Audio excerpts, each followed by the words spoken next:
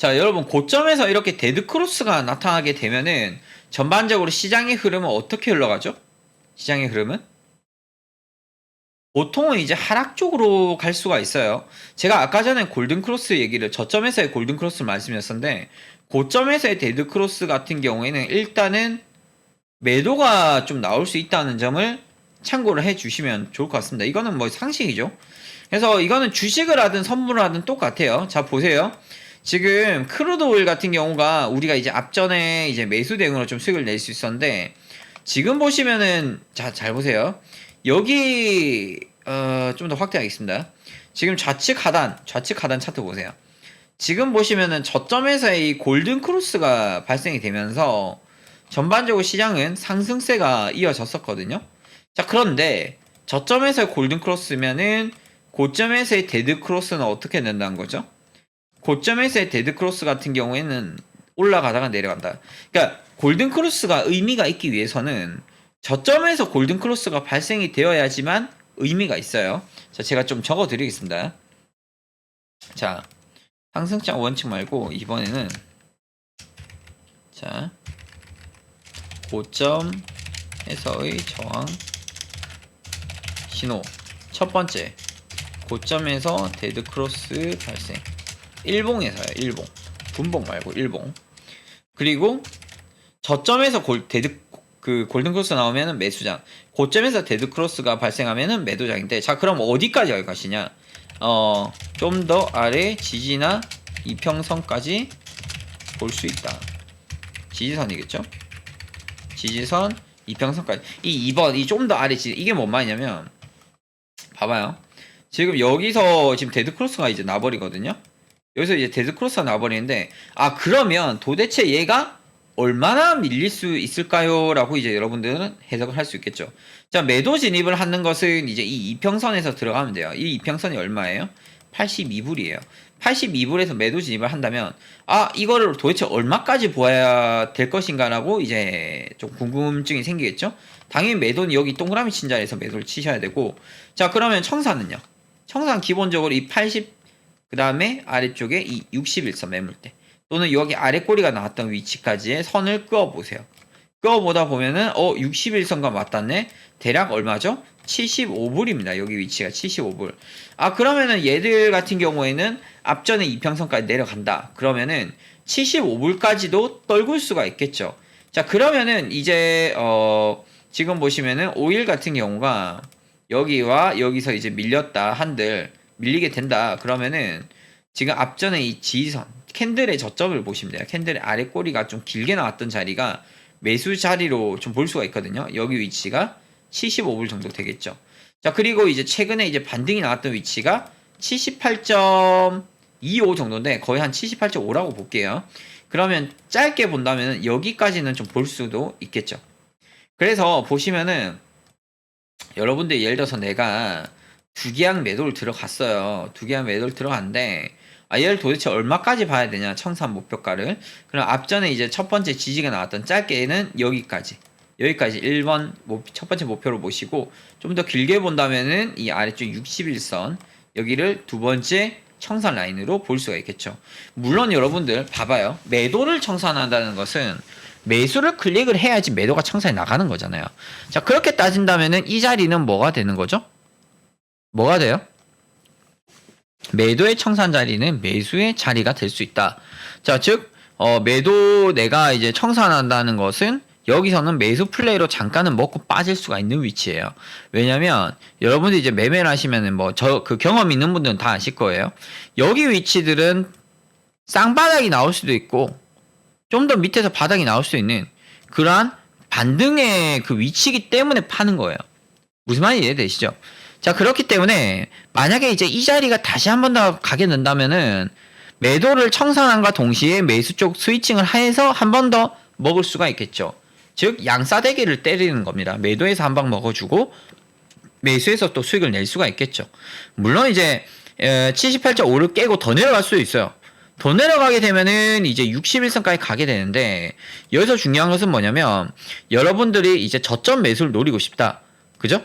저점 매수를 노리고 싶다. 그러면은 지금 이거를 보시면은 이 이평선들과 앞전에 이 매물대가 크로스하는 라인들이 있어요. 이렇게 크로스하는 라인들. 이렇게 보시면은 교집합 자리라고 전 보통 얘기를 하는데 여기에서 여기까지의 그 교집합 구간이거든요. 그렇기 때문에 혹시나 이제 여러분들이 유가가 이제 60불 부근이나 70, 제가 봤을 때 이 60일선이 점점 시간에 따라서 올라갈 거 아니에요. 그럼 저는 개인적으로 이게 올라가면 한 75.5나 76불까지도 전 갈 거라 보거든요. 저는 76불쯤에서는 이거를 무조건 매집 들어갑니다. 무조건 매집. 여기서 이제 매집을 들어간다. 그러면 얼마까지 올라갈 것 같아요? 여기서 매집을 들어가게 되면 얼마까지 올라갈 것 같아요? 여러분들이 봤을 때.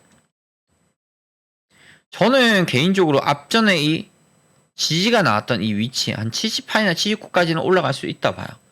그래서 여기서 반등이 나오면 최소 200에서 300만 원 정도는 벌겠죠. 한 계약 기준으로. 그럼 순식간에 이게 오히려 한 500에서 600 정도 하니까 증거금이 한 번에 그냥 50에서 60%를 수익을 가져갈 수 있는 거죠. 물론 더 올라가면은 더 좋지.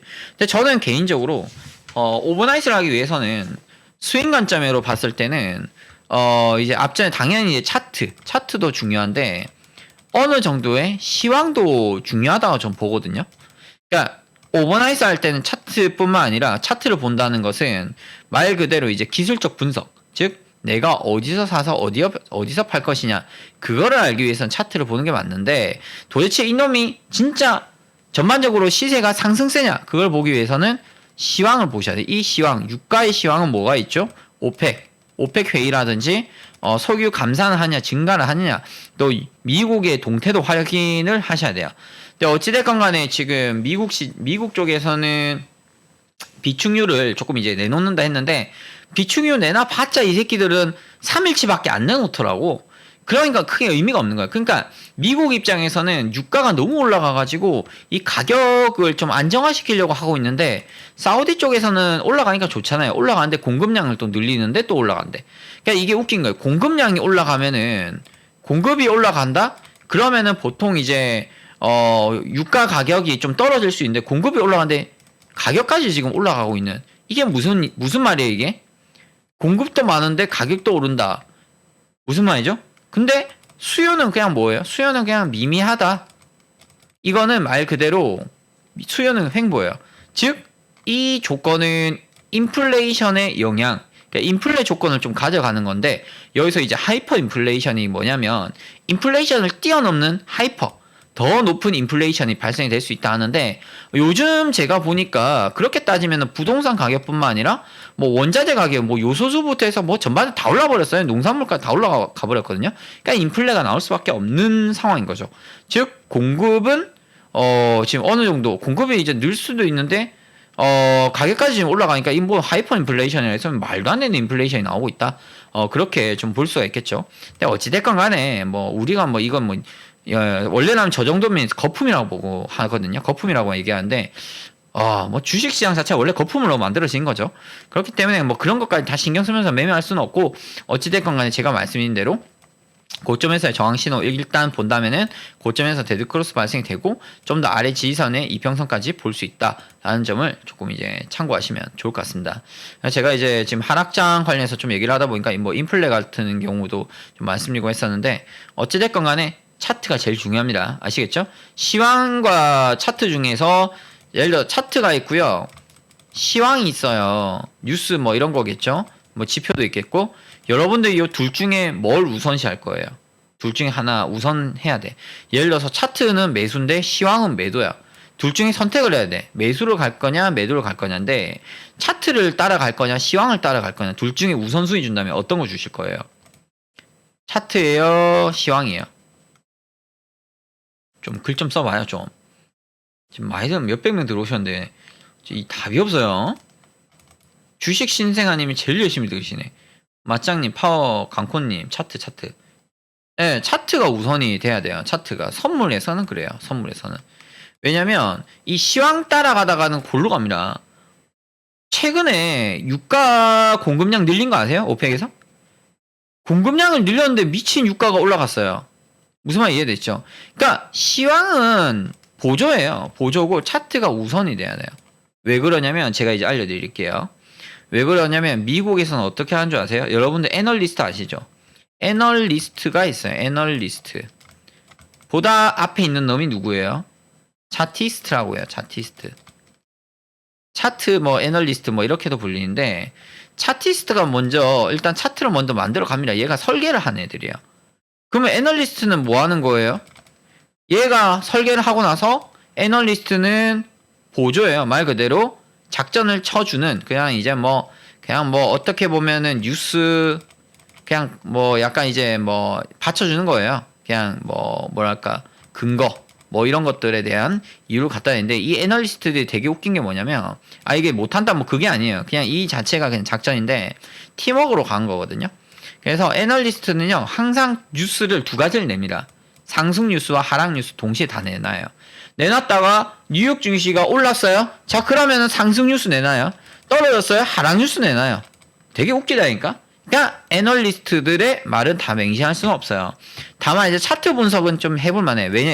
왜 차티스트가 좀 더 앞서가느냐, 왜 중요도가 높냐라고 봤을 때 이 캔들이 하나 만들어지기 위해서는 어떤 일이 있죠? 이 캔들 하나가 만들어지기 위해서는 어마어마한 매수와 매도의 싸움이 이루어지는 겁니다. 즉 온갖 시장의 전략 전술이 다 나와서 만들어진 이 캔들 하나예요. 시가와 종가가 만들어지겠죠. 이 캔들로 인해서. 오만 세력과 개인들이 붙어먹고 막 해서 만들어진 게 이 캔들 하나거든요. 그리고 이 이평선들 역시도 온갖 뉴스와 악재와 호재와 뭐 다 상존했을 때 이평선이라는 게 만들어져요. 그죠? 그렇기 때문에 뉴스고 나발이고 안에 이 캔들 하나 보면은 모든 게 다 나와 있거든요. 그래서 이 캔들만 해석을 하더라도 충분히 여러분들께서 매매를 하실 수가 있는 거예요. 쉽게 보면은 고점에서 이렇게 윗꼬리가 나왔다는 것은 그만큼 이제 매도세가 강화가 되었다. 근데 고점에서 저렇게 윗꼬리가 나왔는데도 애널리스트들은 아직도 저점이다 사세요 이런 새끼들이 있어요. 주식에서 보면 그거 조심하셔야 돼. 이해되셨죠? 그럼 지나사지. 그죠? 선물 같은 경우에는 제가 이제 여러분들께 대놓고 그냥 말씀드려요. 이거 떨어진다 올라간다 말씀드릴 수 있는 게 어차피 이거는 제가 아무리 노력을 하더라도 몇십조 몇백조가 움직이는 시장이기 때문에 어째 할 수가 없어. 주식은 작전을 칠 수가 있거든요. 그죠? 그렇기 때문에 어쨌든 뭐 주식 같은 경우에 그건 조금 애널리스트들의 입김이 좀 불수는 있는데 선물 시장에서는 애널리스트들 입김이 약하다. 차티스트의 입김이 강하다. 이것만 여러분들께서 알고 계시면 좋을 것 같습니다. 어쨌든 이제 고점에서 오일은 이제 하락할 가능성이 높고요. 이럴 경우에 이런 조건이 딱 맞아 떨어졌어요. 그래서 이럴 경우에는 추가적으로 하락이 나올 수가 있는데 반면에 이제 변수가 있겠죠. 변수가 뭐예요? 만약에 오늘 장이 생각보다 장대 양봉으로 마감을 하고 내일 시가가 이평선들 다 뚫고 위에서 시작을 한다. 자 그러면은 이제 시장은 다시 매수로 돌아설 수 있어요. 이런 경우가 아니고서는 손절할 필요 없어요. 장중 손절도 필요는 없습니다. 장중 손절도 할 필요 없고 다음날 시가가 11선 위에서 시작하기 전까지는 매도 유지 이렇게 보시면 됩니다. 그래서 하락장에서 손절을 잡는다면 다음날 시가가 저항선을 다 뚫고 시작했을 경우 손절한다. 즉 다음날 손절하시는 게 좋다. 다음날 시가 위치 보고 손절해도 된다. 그러니까 손절을 할 때는 이렇게 보시면 돼요. 그래서 일단 고점에서 데드크로스가 발생했다. 그러면 추세가 꺾였구나. 좀 더 아래 지지선 이평선까지 목표값을 볼 수가 있고 그리고 이평선을 기준으로 해서 진입가를 잡아낼 수가 있고요. 손절 잡는다면은 다음날 시가 기준으로 보셔야 돼요. 왜냐면 장중에 막 윗꼬리 달았다가 확 그냥 다 꼬꾸라질 수도 있어요. 그죠? 그렇기 때문에 괜히 손절만 따먹고 내려갈 수가 있잖아요.